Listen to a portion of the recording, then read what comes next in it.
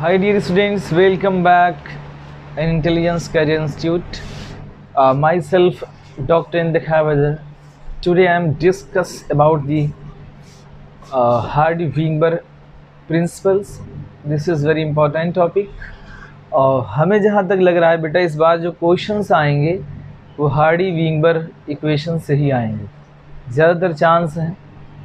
और हार्डी-विंगबर्ग पे बेटा 2 लेक्चर लेंगे, आज एक लेक्चर एक पार्ट में, कल एक लेक्चर, उसके बाद हम थोड़ा सा जो है 2 लेक्चर 3 लेक्चर और रह जाएंगे, इवोल्यूशन ख़त्म हो जाएगा। तो हम लोग बात करते हैं हार्डी-विंगबर्ग इक्विलिब्रियम की। सबसे पहले हम लोग बात करते हैं पॉपुलेशन जेनेटिक्स की, ठीक है ना। तो पॉपुलेशन जेनेटिक्स क्या होती है बेटा? Study of population, study of genetics in population called population genetics. Genetics की स्टडी करना पॉपुलेशन में हम लोग कहते हैं जो है पॉपुलेशन जेनेटिक्स, क्योंकि अभी तक हम लोगों ने ह्यूगो डे व्रीज का नियम पढ़ा था, डार्विन का नियम पढ़ा था, लेकिन कोई भी थ्योरी प्रूफ तभी होती है जब हम लोग बेटा उसमें जेनेटिक्स को इन्वॉल्व कर देते हैं। तो हार्डी-विंगबर्ग साहब ने पॉपुलेशन जेनेटिक्स की बात की थी। किसकी बात की थी बेटा? पॉपुलेशन जेनेटिक्स की बात की थी हार्डी-विंगबर्ग साहब ने, और बहुत ही अच्छी थ्योरी है। इसमें हम लोग पढ़ेंगे एक एक चीज़। दूसरी चीज़ हम लोग समझ लेते हैं कुछ बेसिक टर्म। दूसरी चीज़ पॉपुलेशन समझते हैं। What is population? Group of individual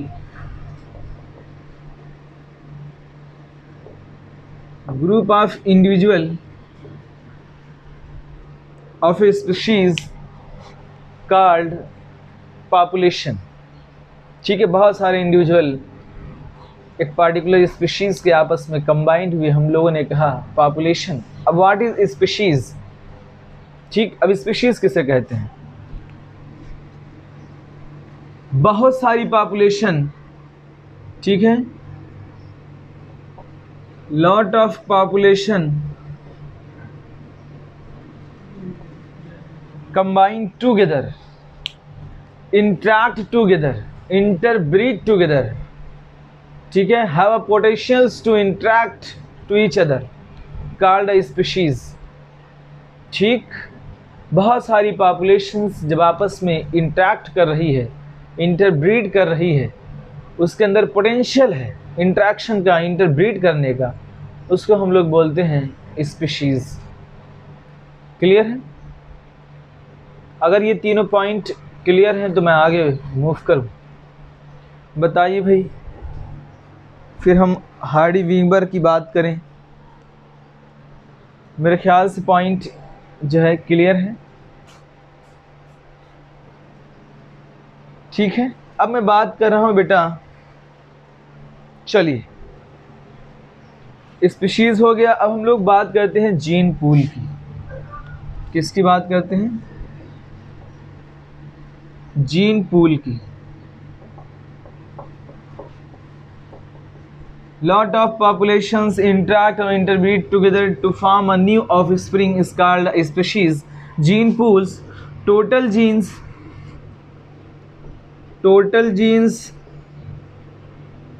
and their alleles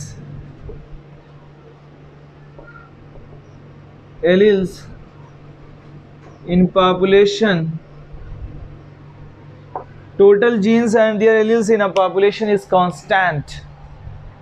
It's called genetic drift. हम लोग टोटल जीन्स की बात करते हैं। जीन पूल का मतलब total genes in a population, ठीक है। तो उसी को हम लोग बोलते हैं जीन पूल। अगर ये 4 टर्म समझ गए हो तो मैं आगे अब हार्डी-विंगबर्ग इक्वेशन पढ़ाऊँ। चलिए, मेरे ख्याल समझ गए। अब हम लोग बात करते हैं बेटा हार्डी-विंगबर्ग प्रिंसिपल की।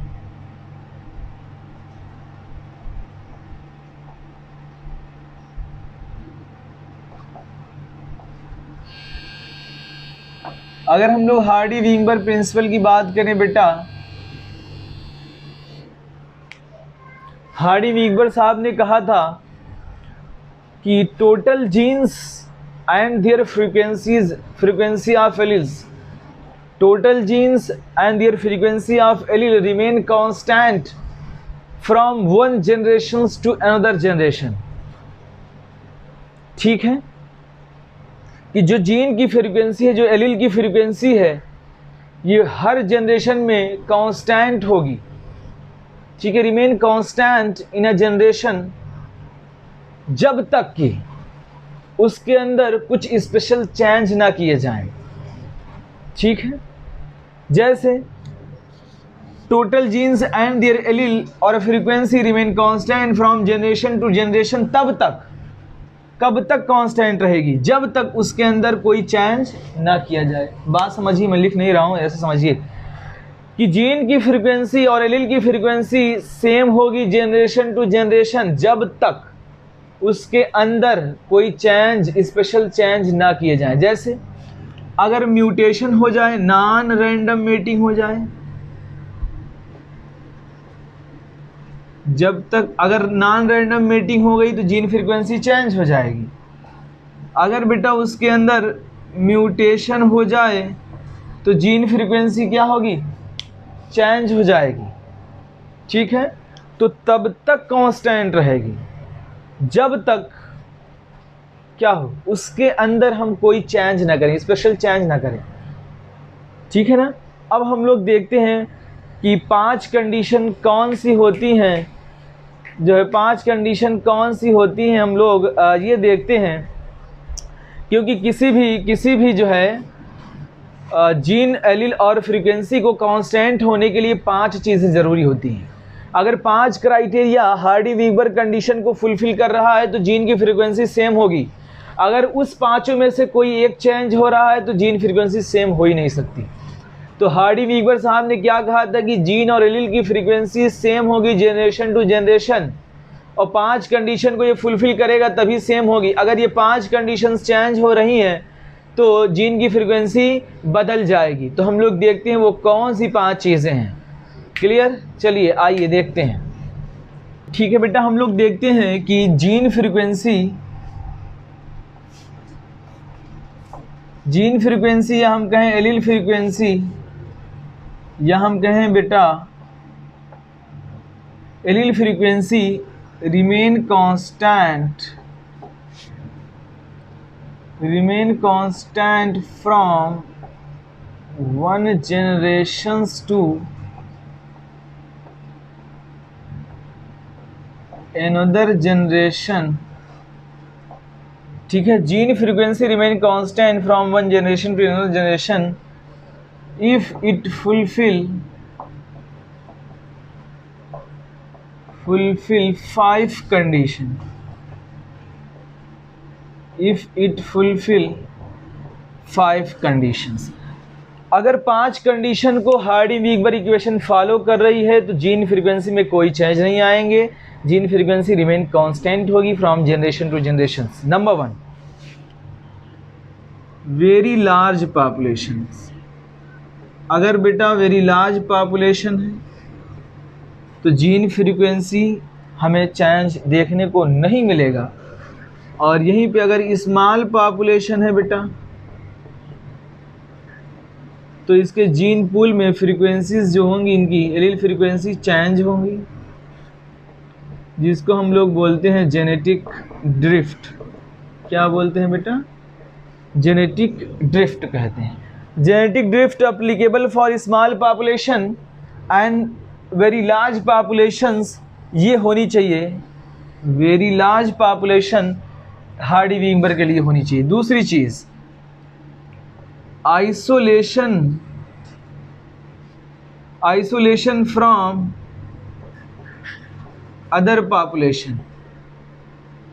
अदर पॉपुलेशन से आइसोलेशन होना चाहिए। आइसोलेशन फ्रॉम अदर पॉपुलेशन, यानी एक पॉपुलेशन है उससे हमने आइसोलेट कर लिया एक पॉपुलेशन को, जिसके अंदर no gene flow, no gene migrations हमें देखने को मिलेंगे। नो जीन फ्लो, कोई जीन फ्लो नहीं होगा, कोई जीन माइग्रेशंस नहीं होगा। ठीक है ना बेटा। तीसरी चीज़ हम लोग देखते हैं, नो नेट म्यूटेशन, क्या होगा बेटा? नो नेट म्यूटेशंस, कोई म्यूटेशंस नहीं होगा। अगर म्यूटेशंस होगा तो बताइए क्या एलील फ्रीक्वेंसी सेम रह पाएगी? हरगिज नहीं। अगर म्यूटेशंस होगा बेटा, allele frequency change, allele frequency change. Clear? चौथा पॉइंट देखते हैं। चौथा पॉइंट, नॉन रैंडम मेटिंग। क्या हो बेटा?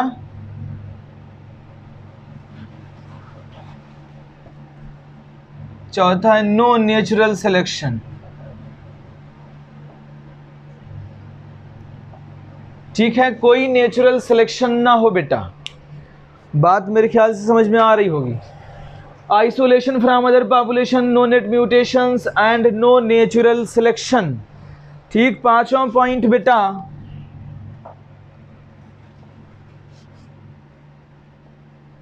No random mating.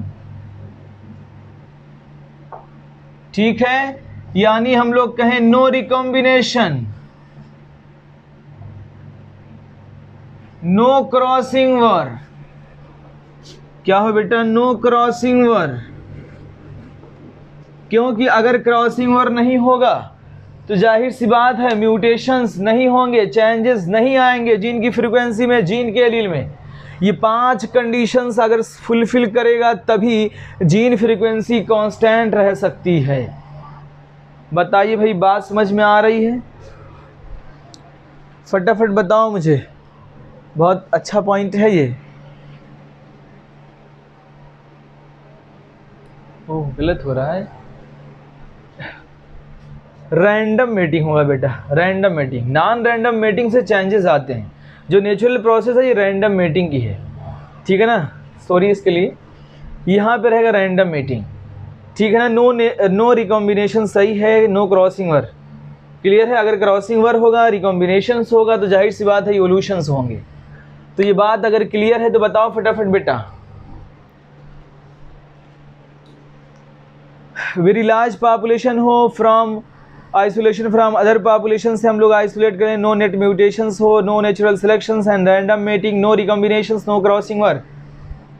अगर क्लियर है तो मैं आगे बढ़ूँ। एलील की फ्रीक्वेंसी बेटा फिक्स रहती है रैंडम मेटिंग से, ठीक है ना? अगर क्लियर हो तो मैं आगे की तरफ मूव करूं। बताओ भाई फटाफट।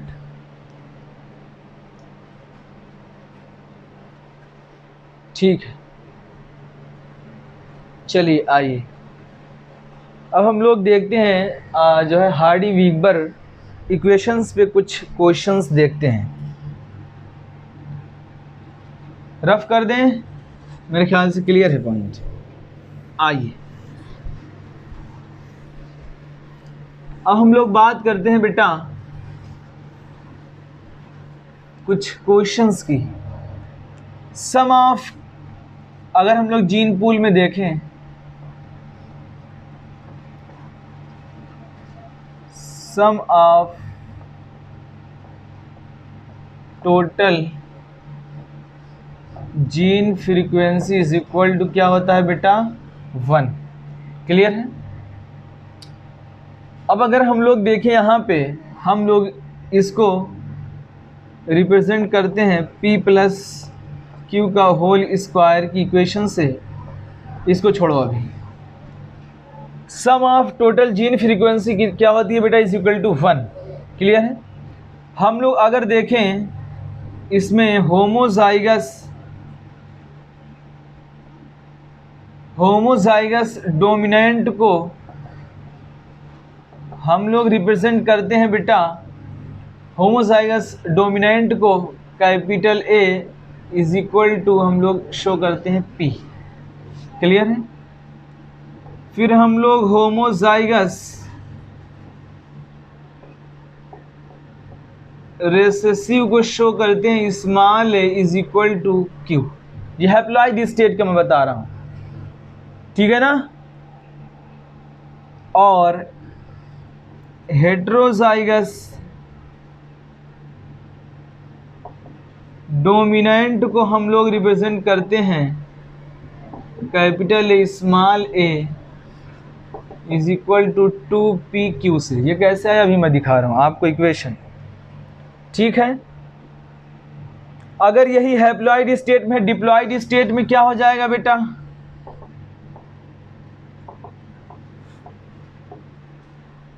Homozygous dominant is equal to homozygous dominant is equal to P square and homozygous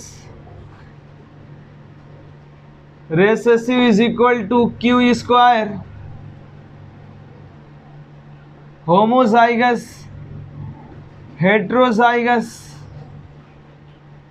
is equal to 2pq। Clear है बेटा, ये चीजें क्लियर कर लीजिए पहले, ठीक है। अब देखिए इस इक्वेशन से P square plus Q square, P plus Q का whole square is equal to P square plus Q square plus 2pq is equal to क्या होगा 1। Sum of total gene frequency is equal to 1। तो P simple equations हम लोग show कर रहे हैं, P plus Q का whole square is equal to P square plus Q square plus 2pq। Dominant वाले को रिप्रेजेंट कर रहा है कौन बेटा, पी। तो हम लोग यानी यहाँ लिख सकते हैं पी स्क्वायर, यहाँ लिख सकते हैं क्यू स्क्वायर, यहाँ 2pq। क्लियर है पॉइंट।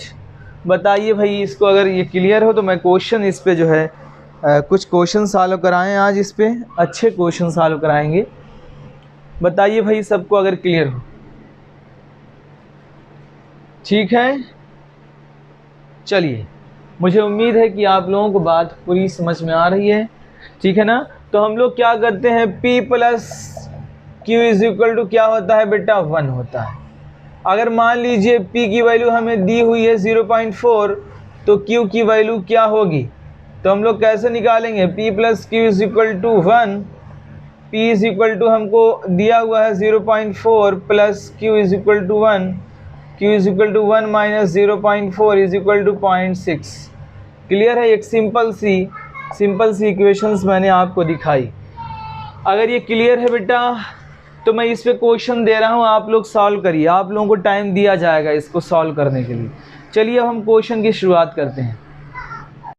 चलिए बेटा आ जाइए, हम लोग क्वेश्चन की बात कर लेते हैं। जो है ये क्वेश्चन है, आप लोग बताइए फटाफट पहले, फिर जो है हम बताएंगे। जल्दी जल्दी बताओ बेटा। In Hardy Weinberg equations the frequency of heterozygous individual is represented bye.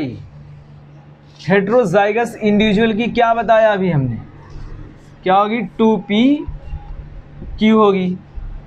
बताइए कि pq होगी, ये होना चाहिए ना, नहीं 2pq होगी। बताइए जो है होमोजाइगस डोमिनेंट की बताइए क्या होगी, कौन बता रहा है होमोजाइगस डोमिनेंट की, ये होगी। होमोजाइगस रिसेसिव ये होगी। क्लियर है। चलिए दूसरा क्वेश्चन देखते हैं। ये बताइए कौन बताएगा मुझे। A population is in Hardy-Wigber equilibrium for a gene with only 2 alleles if the gene frequency of an allele is 0.7, the genotype frequency of capital A small a यानी heterozygous will be। बताइए भाई कौन बता रहा है, अलीज़ा, सकीना, सफ़ीना, अदनान, सुधा, छाया, साहिल, अमन, नफीस, कोई। अब देखिए यहाँ पे बेटा कैपिटल ए जो होता है ये किसके इक्वल है, पी के। Small A is equal to Q के है, ठीक है।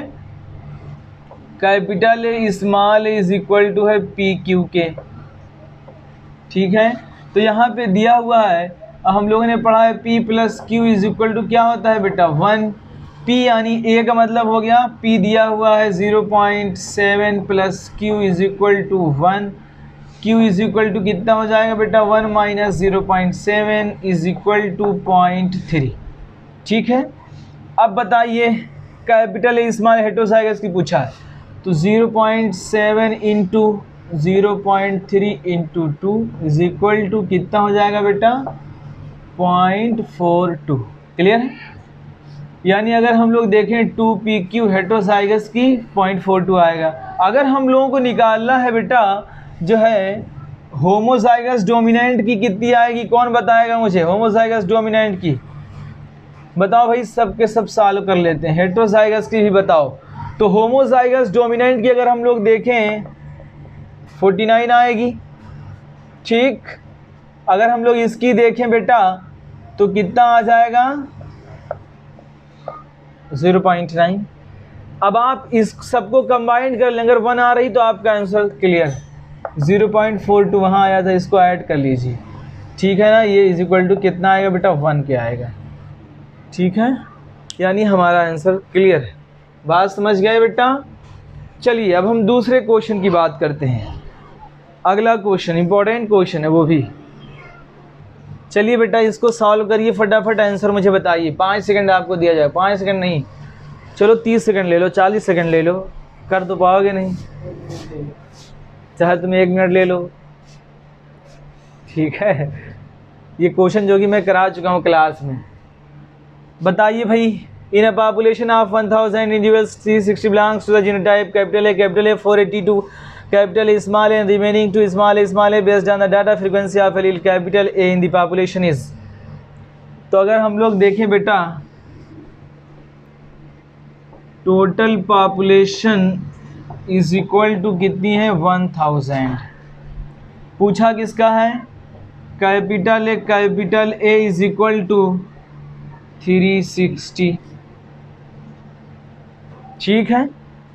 तो हम लोग अगर निकालें कैपिटल को हम लोग क्या लिखेंगे बेटा, पी स्क्वायर या Q square, P square is equal to, ठीक है ना,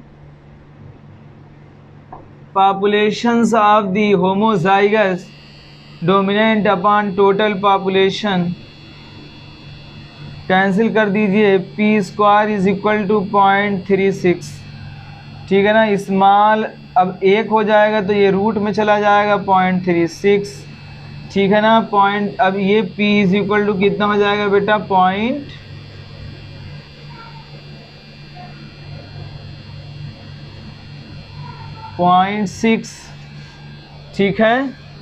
अब बताइए यहाँ पे आप ये जो p है किसको रिप्रेजेंट कर रहा है, कैपिटल ए को, क्या आ गया 0.6। मेरे ख्याल से आप लोग कर लेंगे, क्लियर है। तो आंसर यही आ रहा हमारा। चलिए हम लोग आगे मूव करते हैं, अगला क्वेश्चन हम लोग देखते हैं, ठीक है ना। बहुत इंपॉर्टेंट क्वेश्चन है जो मैं बताने जा रहा हूँ। चलिए बेटा ये क्वेश्चन कौन बताएगा मुझे, ये भी बहुत ज़बरदस्त क्वेश्चन है। ये क्वेश्चन अगर आ गया ना तो कितने लोग जो है वहाँ गुणा ही नहीं कर पाएंगे, और यही क्वेश्चन आएगा मुझे लग रहा है इस बार। जल्दी जल्दी बताओ बेटा, जो बता ले गया वही इनाम जीतेगा। आज वो कुछ जीत सकता है, जो है आज वो कुछ जीत सकता है, उसका इनाम उधार भी हो सकता है हमारे ऊपर, ठीक है, जो बता लेगा। बताइए भाई, frequency of 2 allele in a gene pool is 0.19 A and 0.81 small a। Assume that the population is in Hardy Weinberg equations, calculate percentage of heterozygous individual in a population. तो अगर हम लोग देखें heterozygous is equal to 2PQ, तो 2 into हम लोगों को P कितना दिया हुआ है बेटा 0.19 इंटू Q कितना दिया हुआ है 0.81। बताइए भाई कौन इसको मल्टीप्लाई कर लेगा, जो मल्टीप्लाई कर ले गया वो कुछ जीत सकता है। बताओ कितना आसान है ना, मल्टीप्लाई करने में थोड़ा सा दिक्कत होगी। अगर यही क्वेश्चन आ जाए तो आप कैसे क्या करेंगे वहाँ, बताइए भाई फटाफट कितना आएगा, ठीक है ना। तो ये आएगा बेटा 0.31, कितना आएगा 0.31। लेकिन पूछा किस में है, परसेंटेज में। अगर परसेंटेज में पूछा है तो हम लोग क्या करेंगे, इसको 100 से मल्टीप्लाई कर देंगे, इज इक्वल टू कितना हो जाएगा बेटा 31, ठीक है। अगर रेसेसिव वाला देखें, कह रहा है कि रेसेसिव की बताइए, तो आप बताइए इसमें से रेसेसिव कौन है, जो है रेसेसिव वाला आप निकालिए।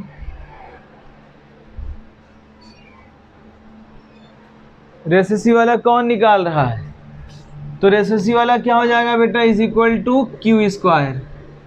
अब बताओ क्यू क्या है, 0.81, यानी 0.81 इंटू 0.81 इज इक्वल टू क्या हो जाएगा, बताओ कितना आना चाहिए। तो आप 80 मान लीजिए, इसको फटाक से 80 करिएगा और कुछ पॉइंट बढ़ा दीजिएगा, 8 अठैया 64, ठीक है। तो इस तरीके से कुछ आएगा, तो इसको थोड़ा सा बढ़ा दीजिए, ये कर लीजिए। परसेंटेज में पूछा है तो कितना आएगा, 66%। क्लियर है बेटा, मेरे ख्याल से बात समझ में आ रही होगी। अब अगला क्वेश्चन हम देते हैं, एक और क्वेश्चन जो ये वाला दे रहे हैं, ये बहुत अच्छा क्वेश्चन। चलिए भाई देखिए, ये क्वेश्चन बड़ा अच्छा है। ये कौन बता रहा है, an allele W for white, capital W for white, wool is dominant over the allele small w for black in a sample of 900 sheep. कितने बेटा, 900 sheep, 891 are white and 9 are black. Calculate allele frequency in a population. हम लोगों को ये मानना है कि ये हार्डी-विगर इक्वेशन है, तो हम लोगों को एलील फ्रीक्वेंसीज कैलकुलेट करनी है।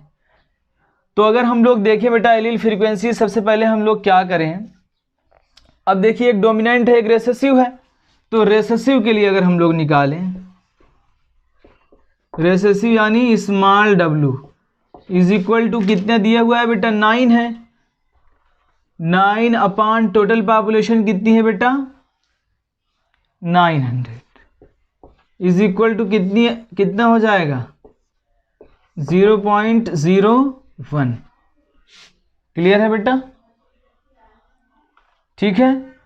यानी स्मॉल w, या हम लोग ये कहें बेटा q इज इक्वल टू कितना हो गया, 0.01, ठीक है ना।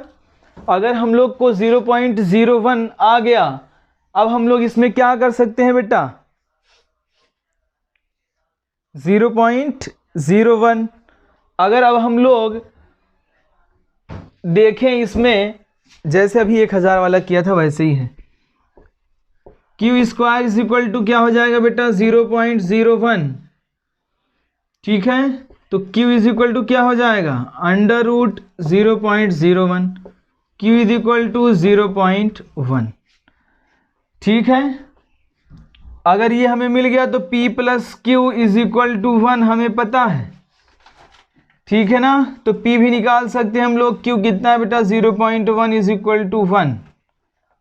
अब P is equal to 1 minus 0.1, तो P इज इक्वल टू 0.9 हो जाएगा। क्लियर है। अब चाहे होमोजाइगस पूछे चाहे हेट्रोजाइगस पूछे, मेरे ख्याल से आप सब निकाल लेंगे। बताओ भाई समझ आ रहा है। किसी एक से जा सकते हैं आप उससे भी जाएंगे तो यही सेम आंसर आएगा, ठीक है ना। तो आसान वाले से जाइए, वहाँ 891 को कट आउट करने में बहुत मुश्किल हो जाएगा आपको। चलिए मेरे ख्याल से समझ में आ गया। अब छठा क्वेश्चन लेता हूँ मैं। चलिए भाई क्वेश्चन नंबर 6 देखिए, आप लोग जो है फटाफट बताइए कौन बता रहा है मुझे। क्वेश्चन नंबर 6 ये सॉल्व करिए। सब क्वेश्चन अब नहीं सॉल्व करेंगे आप तो कब सॉल्व करेंगे? नाक हमारी जड़िए से कटवाएंगे क्या आप लोग जो है? अब तो करिए, अभी भी किसी का आंसर नहीं आ रहा, मैं वेट करूंगा आंसर के लिए। मुझसे पहले अगर आंसर किसी ने नहीं दिया तो समझ लेना। In a population that is Hardy-Weinberg equilibrium, the frequency of the recessive homozygous genotype of a certain trait is 0.09. recessive homozygote, recessive का मतलब बेटा P या Q, Q square is equal to 0.09। अब देखो उल्टा देके दे रहा है, calculate percentage of individuals homozygous dominant का कैलकुलेट कराना है, यानी हम लोगों को P का कैलकुलेट कराना है, P स्क्वायर का, यानी P का हम लोगों को कैलकुलेट करना है P स्क्वायर का। तो Q square is equal to 0.09, Q is equal to क्या हो जाएगा बेटा 0.09, Q इज इक्वल टू क्या हो जाएगा 0.3। ठीक है, तो बताइए P plus Q is equal to 1। एक पता हो गया तो हम लोग एक तुरंत निकालेंगे। हमें Q पता चल गया है 0.3 है, इज इक्वल टू 1 करेंगे प्लस P करेंगे, P is equal to 1 minus 0.3 0.3, जैसे ही 0.3 हुआ तो P इज इक्वल टू 0.7 आ गया। अब बताइए होमोजाइगस डोमिनेंट के लिए क्या लगेगा? Homozygous dominant is equal to P square 0.7 into 0.7 is equal to 0.49। क्या ये आंसर है? क्या ये आंसर है बेटा? नहीं, पूछा किस में है? परसेंटेज में। तो 100 से मल्टीप्लाई करिए, 0.49 इंटू 100 इज इक्वल टू 49। अगर इसका पूछते, ये तो दिया हुआ है, आप निकाल सकते हैं 2pq करके, आप हेटेरोजाइगस का भी निकाल सकते हैं। मेरे ख्याल से बात समझ में आ रही है। चलिए अब हम लोग अगले क्वेश्चन की तरफ मूव करते हैं। चलिए बेटा लास्ट क्वेश्चन है, इसके बाद हम क्वेश्चन नहीं कराने जा रहे हैं। अब आप लोग ढूंढ ढूंढ के करिएगा, 2-3 टाइप के और क्वेश्चन रह जाते हैं, लेकिन अब इससे आप लोग लगा सकते हैं। अब देखिए, in United State approximate 1 child is in 1000 नहीं 10,000 is born with PKU। PKU यानी फिनाइल कीटोन्यूरिया, ठीक है, a syndrome that affects individuals homozygous for the recessive allele. ठीक है, individuals homozygous for the recessive allele. Calculate तीनों का मतलब वही होमोजाइगस डोमिनेंट, होमोजाइगस रेसेसिव और हेटेरोजाइगस, तीनों को कैलकुलेट करना है आपको। तो अगर हम लोग देखें, कह रहा है कि स्मॉल ए रेसेसिव की बात कर रहा है बेटा, रेसेसिव होमोजाइगस रेसेसिव यानी Q square is equal to 1 upon कितना है बेटा? 10,000 है, इज इक्वल टू क्या हो जाएगा? बताइए भैया, आप क्या करेंगे? यहाँ पे 0 बढ़ाएंगे, 0.000000001। क्लियर है? ये होगा, ठीक है। अब हम लोग अगर Q इज इक्वल टू निकालें तो 0.001 का Q क्या आएगा? 0.01 आएगा। क्लियर है? अब वही चीज़ है, P plus Q is equal to क्या होगा? 1। P हमको पता नहीं है, निकाल सकते हैं। Q क्या है? 0.01 is equal to 1। P is equal to 1 minus 0.01, P is equal to 0.99। Clear है? दोनों चीज़ें आ गई। अब बताइए, आप P स्क्वायर निकाल सकते हैं, P स्क्वायर तो निकाल ही सकते हैं, Q स्क्वायर तो खैर दिया हुआ है, आप 2pq निकाल सकते हैं। तो अब आप लोग गुणा कर लीजिएगा घर बैठ के। इतना नहीं कर सकते हैं आप लोग? नहीं कर पाएंगे ना? नहीं जानते,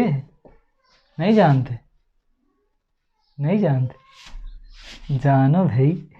2p यहाँ से मल्टीप्लाई करके देखना, जो वैल्यू आ रही है वो सब कर लेना आप लोग। बहुत ही आसान है। मैं एक टाइप का और ले रहा हूँ, एक टाइप का क्वेश्चन और ले रहा हूँ जो है, ठीक है। चलिए बेटा, ये लास्ट क्वेश्चन है, बड़ा अच्छा क्वेश्चन है। इसमें जो है थोड़ा सा आपको ब्रेन लगाना है कि in a certain African 4% population is born with sickle cell anaemia, calculate the percentage of individuals who enjoy the selective advantage of the sickle cell anaemia gene, bracket में यानी इंक्रीज रेसिस्टेंस टू मलेरिया। आपको नहीं पढ़ा होगा, जिसको sickle cell anaemia होती है उसको मलेरिया नहीं होता है, क्योंकि सिकलिंग हो जाती है आरबीसी में, ठीक है ना। 6 पोजीशंस पे beta chain of haemoglobin molecules में 6 पोजीशंस पे ग्लूटामिक एसिड चेंज हो जाता है वैलिन में, ठीक है।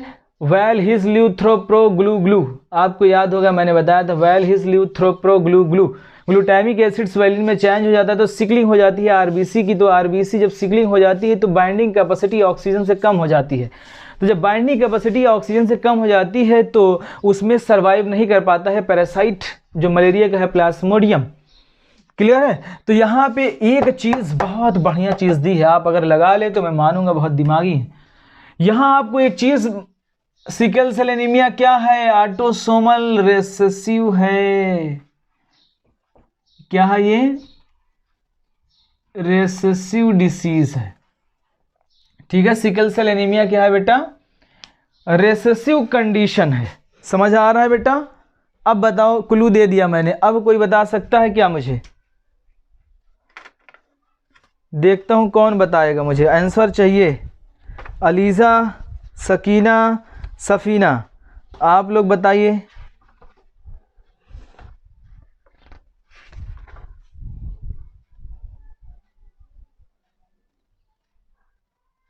ठीक। ऑटोसोमल रिसेसिव डिसीज है, यानी हम लोग पी लिखें या क्यू लिखें?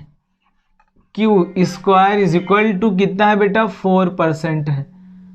तो हम लोग इज इक्वल टू क्या लिखेंगे? 4 अपान, अभी तक तो हम लोग उल्टा निकाल रहे थे परसेंटेज में, अब उसी का उल्टा दे रहा है वो। अब इज इक्वल टू क्या हो जाएगा? 0.04 हो जाएगा बेटा। तो बताइए क्यू इज इक्वल टू क्या हो जाएगा? 0.04। क्यू इज इक्वल टू 0.02, ठीक है ना। अब वही चीजें आ गई, P plus Q is equal to 1। आसान था ना? अब लग रहा है आप लोगों को। P प्लस क्यू, क्यू कितना दिया हुआ है? 0.02 आएगा, ठीक। क्या आएगा? 0.2 इज इक्वल टू 1। तो P is equal to 1 minus 0.2, P is equal to 0.8 आ गया। अब आप निकाल सकते हैं, हर चीज निकाल सकते हैं आप, ठीक है ना। तो 2PQ कितना होगा बेटा? 2 इंटू P कितना हमारा आया बेटा? 0.8 इंटू 0.2 इज इक्वल टू 0.32। मेरे ख्याल से समझ गए। अगर एक आ गया तो आप तो सभी निकाल लेंगे। तो इतने क्वेश्चन थे बेटा आज मैंने जो कवर कर दिए। कल मैं हार्डी-विंगर इक्वेशन का माइक्रो इवोल्यूशन का पार्ट पढ़ाऊंगा, जिससे जो चेंजेस आते हैं। 5 चेंजेस वहाँ भी थे, 5 चेंजेस मैंने यहाँ भी 5 वो पढ़ाए, जिसमें हम लोग पढ़ेंगे gene flow, gene migrations, mutations, random non random mating हम लोग पढ़ेंगे, हम लोग जेनेटिक ड्रिफ्ट पढ़ेंगे। ये पढ़ लेंगे, हमारा हार्डी-विंगर कंप्लीट हो जाएगा। उसके बाद हम लोग बात करेंगे फर्दर जो है डिफरेंट एराज की, ठीक है बेटा। Thanks for watching. लाइक करिए, कमेंट करिए, शेयर ज़रूर करिए और सब्सक्राइब भी कराइए, ठीक है। थैंक्स बेटा, थैंक्स। Okay bye.